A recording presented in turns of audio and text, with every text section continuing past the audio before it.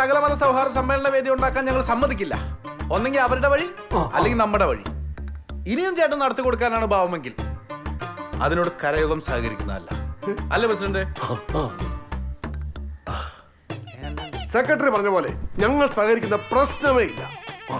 മനു, എൻ്റെ മൂത്ത കൊച്ചിൻ്റെ കല്യാണം കരയോഗവും കുടുംബ മഹാത്മ്യവും ഒക്കെ നോക്കി നിങ്ങൾ തന്നെ ഉറപ്പിച്ച് നടത്തിയതല്ലേ? എന്നിട്ട് എന്തായി? അവസാനം ആ കുലപുരുഷൻ എൻ്റെ കൊച്ചിന് ഇട്ടേച്ചും പോയി. ആ ഡിവോഴ്സ് ആയാലെന്താ? നഷ്ടപരിഹാരം നമ്മൾ മേടിച്ചു കൊടുത്തില്ലയോ? കല്യാണം കഴിഞ്ഞാൽ അവർ ബാംഗ്ലൂർക്ക് പോകും. ഓഹോ, എല്ലാം ഉറപ്പിച്ചിട്ടാണല്ലോ ഞങ്ങളെ വിളിച്ചു വരുത്തിയത്. പ്രസിഡന്റേ, ഇറങ്ങാം. അപ്പൊ ശരി.